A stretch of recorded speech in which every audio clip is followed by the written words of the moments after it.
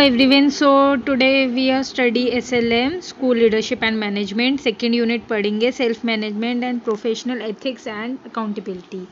ये हमारी second unit है। तो सेकेंड यूनिट का सबसे पहला टॉपिक जो हमारा आता है वो है कॉन्फ्लिक्ट मैनेजमेंट। सबसे पहले पढ़ते हैं कॉन्फ्लिक्ट। कॉन्फ्लिक्ट होता क्या है? जब भी किसी टीचर और स्टूडेंट के जो ओपिनियंस है वो अलग अलग हो जाए क्लास के अंदर, तो वो सिचुएशन जो होती है वो टेंस सिचुएशन हो जाती है और वो क्या हो जाती है? कॉन्फ्लिक्ट। मतलब किसी भी एक टॉपिक के ऊपर अलग अलग चीज़ें, अलग अलग पॉइंट ऑफ व्यू, वो एक कॉन्फ्लिक्ट हो जाता है। एक कहते हैं ना कि विवाद सा हो जाता है, विवाद सा हो जाता है, ये कह सकते हो आप एक चीज़। फिर आते हैं मेन कॉजेज। कॉजेज क्या होते हैं कि कॉन्फ्लिक्ट क्यों होता है? इकोनॉमिक इशू की वजह से। बहुत बार क्या होता है, कोई ट्रिप प्लान हो रही है, बच्चों का क्या होता है कि नहीं, टीचर ने बोला 500 रुपये पर ट्रिप है, पर बंदा 500 रुपये है, बट बच्चे क्या कहते हैं हमारे पास तो नहीं है मैम, हम नहीं दे सकते इतना। तो वो क्या है? कॉन्फ्लिक्ट हो गया। वो चीज़ क्या हो गया? कॉन्फ्लिक्ट हो गया। पॉलिटिकल बहुत सारे हो सकते हैं, कॉम्पिटिशन्स की वजह से हो सकते हैं, डिफरेंट वैल्यूज़, लोगों की अलग अलग वैल्यूज़, ट्रस्ट की वजह से भी हो सकता है कि मेरे को ट्रस्ट है कि ये चीज़ करेगा, दोस्तों के अंदर ट्रस्ट इश्यूज आ जाते हैं, मिसकम्युनिकेशन हो जाती है। ये सारे क्या हमारे मेन कॉजेज है किस चीज़ के? कॉन्फ्लिक्ट के।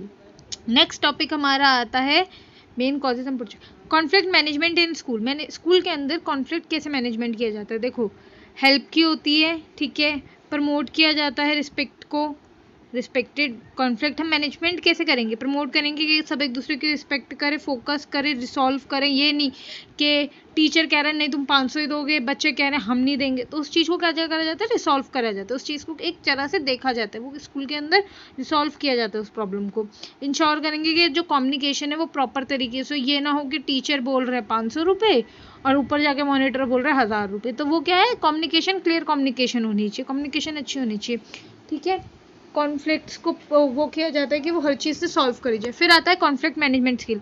कॉन्फ्लिक्ट मैनेजमेंट स्किल क्या होती है? उसकी स्किल्स कैसे, स्किल्स क्या होती है कि हम उस चीज़ को कैसे अच्छी तरह हैंडल कर सकते हैं। कम्युनिकेशन अच्छा रखेंगे, सबको एम्पैथी देंगे, सबकी रिस्पेक्ट करेंगे, प्रॉब्लम का सोल्यूशन निकालेंगे, लोगों के इमोशन समझेंगे और एक्टिव लर्निंग करेंगे कि दोनों साइड से हो। ये नहीं कि सिर्फ एक बंदा बोल रहा है दूसरा सुन रहा है, नहीं, दोनों साइड से हो, उनकी भी प्रॉब्लम सुनी जाए और अपनी भी।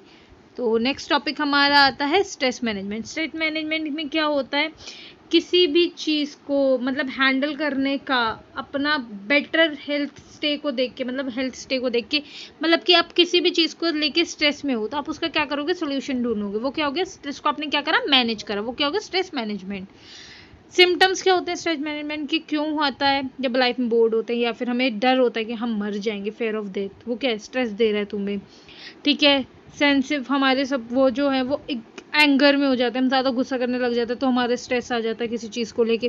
फिर फैमिली, बहुत बार क्या होता है, रिजेक्टेड हो जाते हैं फ्रेंड से, फैमिली से। जैसे कि कोई लड़ाई हो गई, किसी ने तुम्हें कुछ बोल दिया, तुमसे किसी ने बात करनी बंद कर दी, तो वो क्या हो गया? तुम्हारे माइंड में एक स्ट्रेस हो गया, उस चीज़ को लेकर तुम थिंकिंग करते रहोगे। ये सारे क्या है? सिम्टम्स है किस चीज़ के? स्ट्रेस के।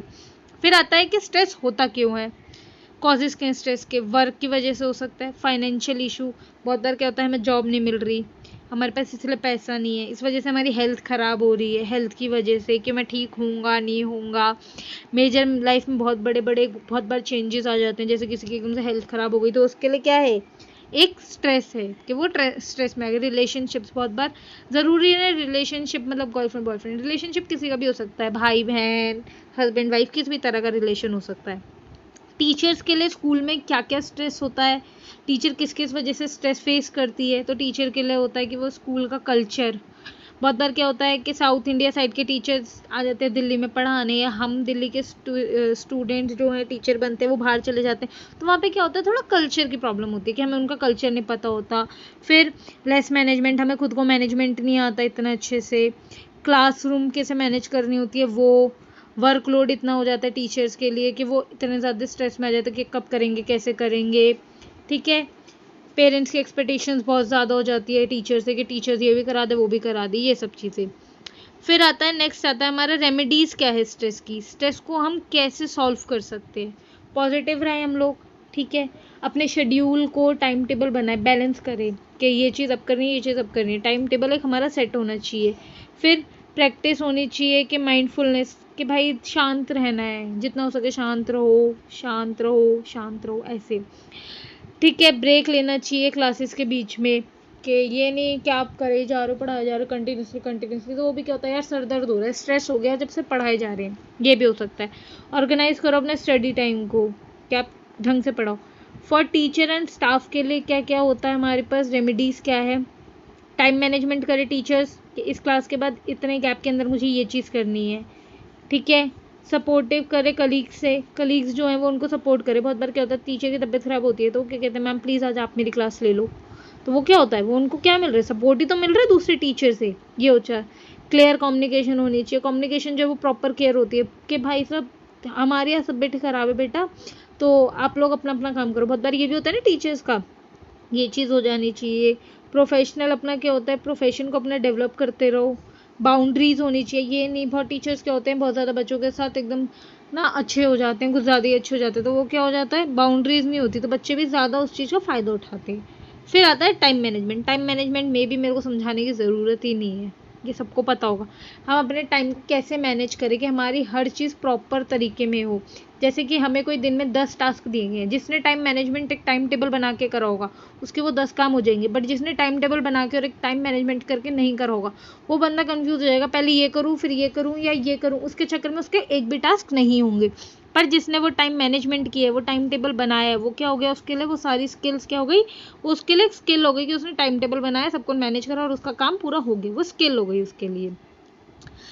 इसके अंदर आती है हमारी आइडेंटिफाइड टाइम वेस्टर के, आइडेंटिफाई करो कि भाई टाइम वेस्टर हमारा टाइम कैसे कैसे वेस्ट होता है।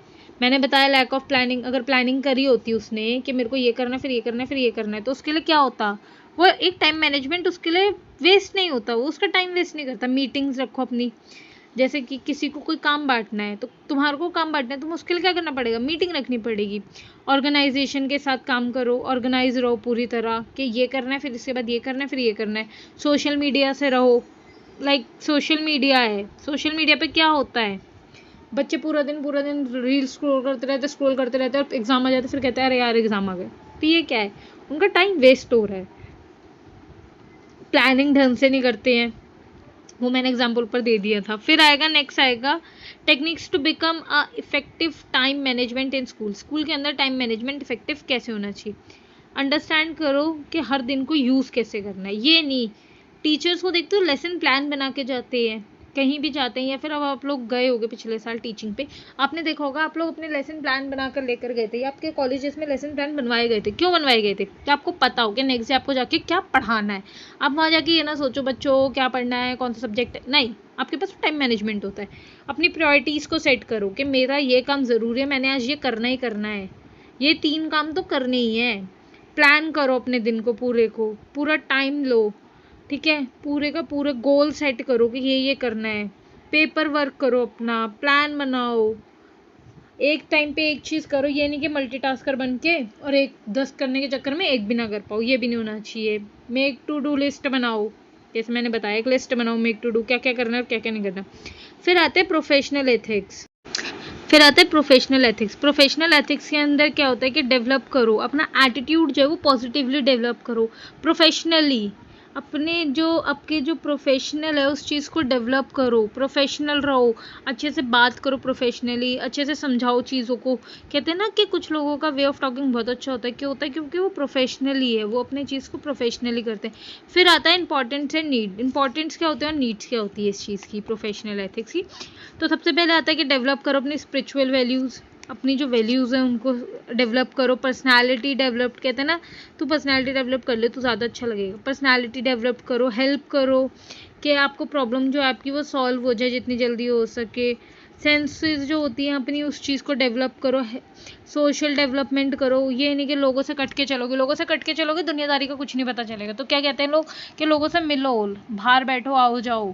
फिर आता है professional ethics for teacher. Professional ethics teachers के लिए क्या होते हैं। प्रोफेशनल एथिक्स आप एक तरह से ये कह सकते हो, इन शॉर्ट आपको समझाऊँ तो, कि आप अपने प्रोफेशन को लेके कितने सीरियस हो, क्या क्या आपकी उस प्रोफेशन को लेके क्या क्या जिम्मेदारियाँ, एथिक्स क्या क्या है। जैसे एक टीचर है उसके लिए क्या है, ऑनेस्टी, रिस्पॉन्सिबिलिटी। अगर टीचर रिस्पॉन्सिबिलिटी नहीं लेगा अपनी किसी भी चीज़ की तो उसके लिए क्या है, वो तो एक तरह से मजाक में ले रहा है ना अपनी जो फील्ड है उसको। सॉरी। रिस्पेक्ट करो, स्किल को इम्प्रूवमेंट दो। अब एक टीचर है वो एक चीज़ पढ़ा रहा है, वो पुराने तरीके से पढ़ाया जा रहा है और दूसरी तरफ वही टीचर दूसरा वही सेम टॉपिक को एक नए तरीके से नई स्किल में पढ़ा रहा है, एक ब्लैक बोर्ड पे पढ़ा रहा है, एक स्मार्ट बोर्ड पे पढ़ा रहा है। आप लोग किस चीज़ को ज़्यादा अच्छे से स्मार्ट बोर्ड को ज़्यादा अच्छी तरह समझोगे ना, उसका रीज़न क्या है, क्योंकि वो आपको डिजिटली तरीके से संभाल रहा है, वो आपको अपनी स्किल्स डेवलप कर रहे हैं वो टाइम टू टाइम। ये नहीं है कि वो पुराने ज़माने में रहिए, नहीं, ठीक है। फेयरनेस होनी चाहिए कि ये चीज़ गलत है, ये चीज़ नहीं है। डिस्क्रिमिनेशन नहीं होना चाहिए, टीचर्स को बिल्कुल भी नहीं करना चाहिए। सपोर्ट करना चाहिए हर बच्चे को, टीम वर्क करना चाहिए, बच्चों को भी टीम वर्क समझाना चाहिए। ये क्या है, एक टीचर की प्रोफेशन एथिक्स है। नेक्स्ट टॉपिक आता है हमारी अकाउंटेबिलिटी।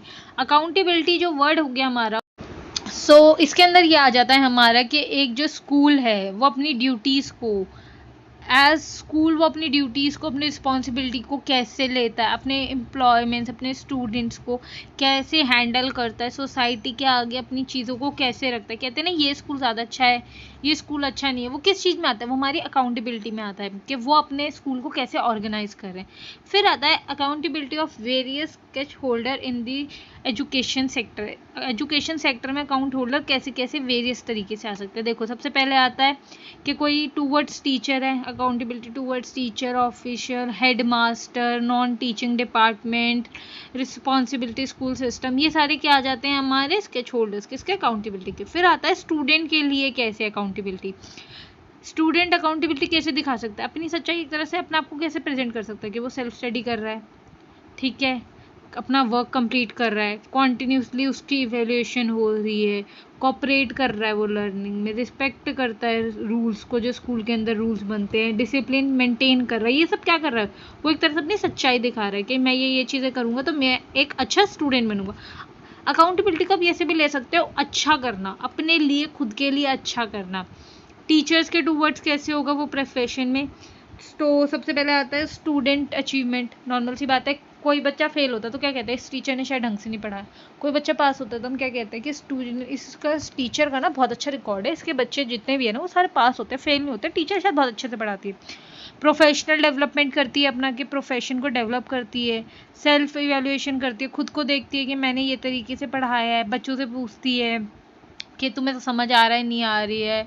ट्रांसपेरेंसी रिपोर्टिंग, रिपोर्ट करती रहती है हर चीज़ को, कोलैब करती है हर किसी से कि अच्छे से पढ़ रहे हो, नहीं पढ़ रहे हो, स्कूल के अंदर कैसा मैनेजमेंट चल रहा है, मेरी कोई हेल्प चाहिए, अगर वो चाहिए तो वो कैसा रिपोर्ट एट दी एंड मैंने कैसा करा, ये सब चीज़ें। सो गाइज प्लीज़ लाइक कर दो, सब्सक्राइब कर दो, शेयर कर दो। पूरा का पूरा आपका सेकेंड यूनिट यहाँ ख़त्म हो चुकी है, फर्स्ट यूनिट में डाल चुकी हूँ, डिस्क्रिप्शन में लिंक डाल दूँगी। Okay guys, bye.